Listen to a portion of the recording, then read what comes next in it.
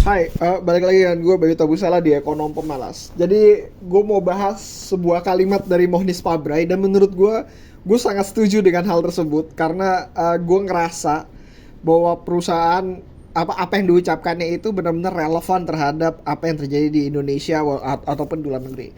So, Mohnis sempat berkata, dia bilang katanya gini, di suatu cuplikan di sebuah video yang dicuplik lagi oleh Yaps, YA double PS, di YouTube. Dia ngomong gini, bahwa kalau misalkan sebuah perusahaan yang bagus, baik dan benar manajemennya, itu tuh semua orang udah tahu. Problemnya adalah dari perusahaan-perusahaan yang manajemennya bagus dan semua orang udah tahu dan terkenal adalah harganya udah pasti mahal. Kenapa? Karena akan ada banyak analis yang mengikuti dari perusahaan tersebut. Lebih dari 30, mungkin lebih dari 40 gitu, analis yang benar-benar mengikuti perusahaan tersebut. Jadi nggak ada ruang untuk perusahaan tersebut bikin sebuah kesalahan. Jadi perusahaan yang bagus, manajemen yang baik, dengan profitabilitas yang benar-benar bisa ditebak, itu semua orang banyak yang ngikutin. Sehingga harga sahamnya itu pertama mahal, kedua kayak tidak ada ruang untuk mendapatkan alpha di dalamnya atau keuntungan yang lebih baik lagi.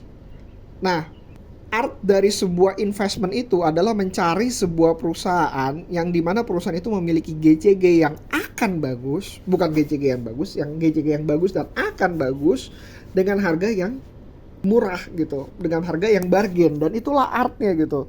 Kalau lu cari harga perusahaan murah, akan ada banyak perusahaan yang murah. Kalau lu cari perusahaan yang bagus atau baik dijalankan manajemennya, ada banyak perusahaan yang dijalankan oleh manajemen yang baik. Tapi di antara keduanya, perusahaan yang manajemennya baik dan harganya bagus, itulah art dari investment itu sendiri. Gue pernah ikut seminar tahun 2011 kayaknya. Ntar gue lupa. 2008-2009 kayaknya. Itu mengenai beli properti gratis tanpa hutang dan segala macam. Inti dari beli properti gratis tersebut adalah menemukan properti yang sudah menghasilkan dan hasil dari properti tersebut bisa menutupi cicilannya, dan kalau bisa harganya bargain sehingga lu bisa dapatkan cashback dari pembelian properti tersebut. Tekniknya ada banyak, lu bisa searching di internet. Kali ini ilmunya bener-bener ada banyak banget di internet dan bisa lu cari lah istilahnya kayak gitu.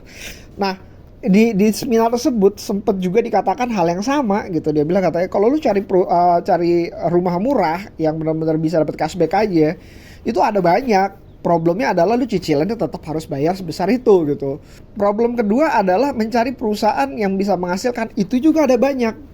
Tapi perusahaan yang menghasilkan dan bisa penghasilan tersebut bisa menutupi cicilannya itu sangat sedikit, dan itulah art dari investasi rumah, beli rumah tanpa modal tersebut. Artnya di sana.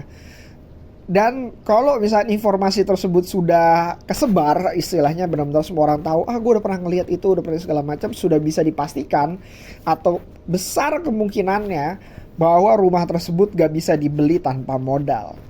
Ingat, opportunity itu benar-benar terbatas bagi orang yang baru mau mencarinya. Itu yang menjadi problematika dalam investment itu sendiri.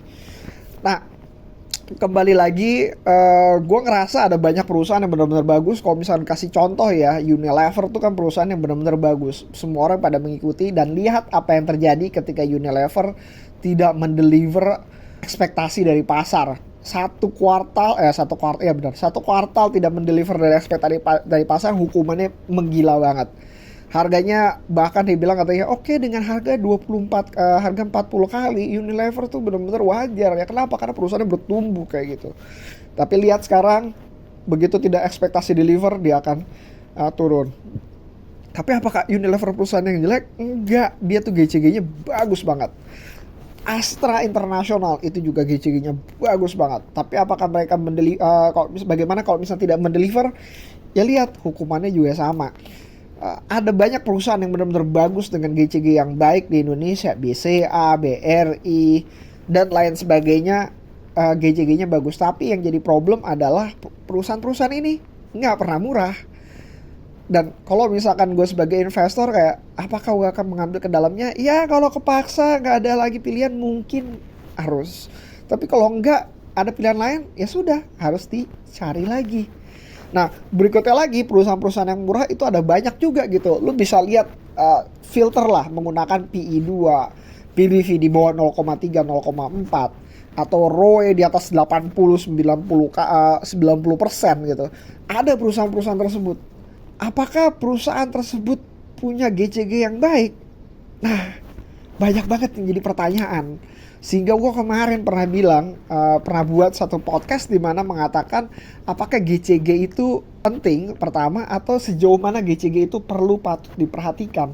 Karena perusahaan-perusahaan murah ini sebenarnya bukan berarti GCG-nya nggak bagus, tapi banyak banget kasus-kasus yang masyarakat beranggapan bahwa perusahaan ini kayaknya jelek deh pengendalinya dan segala macam.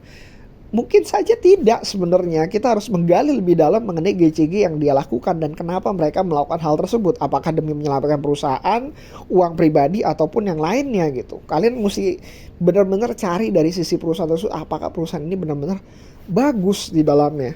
Dan sayangnya perusahaan-perusahaan ini karena tidak di-follow dengan banyak analis ataupun investor, banyak banget perusahaan yang benar-benar murah dan lagi sedang bertumbuh itu manajemennya nggak ketahuan gitu.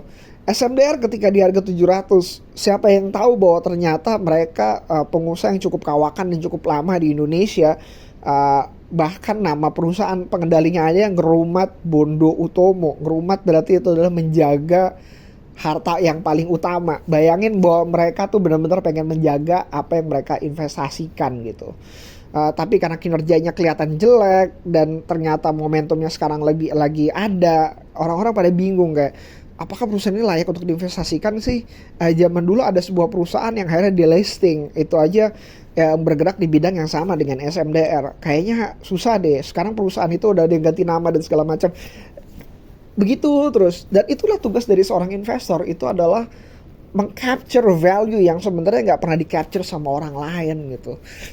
Unfortunately SMDR sendiri gue masuk mungkin kira-kira ya di 2000-an, gue keluar juga terlalu kecil di 2000 berapa 500 600 something, harusnya bisa keluar di 3000 3500 3300, tapi karena gue bodoh ya sudahlah, kejadian lagi melanggar dari apa yang gue sepakatin gitu.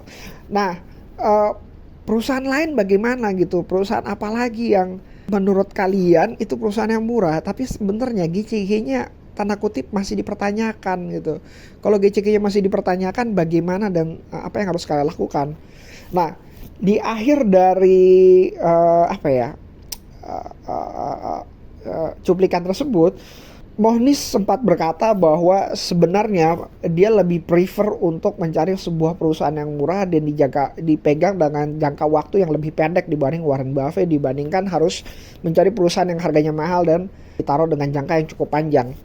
Efek dari strategi yang harus dia lakukan adalah dia harus switching saham tersebut ketika saham tersebut sudah tidak menghasilkan value lagi sesuai dengan keinginannya, mungkin dalam waktu 3 atau 4 tahun. Jadi kayak dia emang harus terus mencari saham baru dan gak bisa berhenti.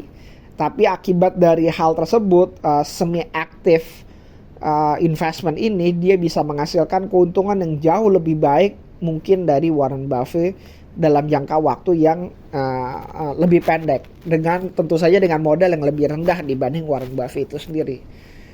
Itu adalah kelebihan dan kekurangannya. Kembali lagi kepada kalian, ini adalah strategi, dan strategi itu harus disamakan dengan kalian punya visi misi dan perilaku diri pribadi sendiri. Kalau memang cocoknya seperti ini, lakukan. Kalau memang nggak cocok, tinggal cari strategi yang cocok bagi kalian. Apakah berinvestasi kepada perusahaan-perusahaan yang benar-benar GCG-nya bagus walaupun harganya mahal, atau mencari perusahaan-perusahaan yang harganya murah tapi GCG-nya dipertanyakan. Atau kalau misalkan bisa ngomongin art dari Total Convictions, kalian bisa menggabungkan di antara keduanya. Nggak akan banyak yang kalian temukan, tapi kalau misalnya sekalinya menemukan, kalian akan mendapatkan keuntungan yang luar biasa berlimpah. Oke, see you again next time. Kalau ada pertanyaan, masuk ke bayutabusal@gmail.com gua, tulis aja, nanti gua akan balas. Atau kalian bisa tanya jawab di DM Instagram gua di @bayutabusala. See you again next time. Bye.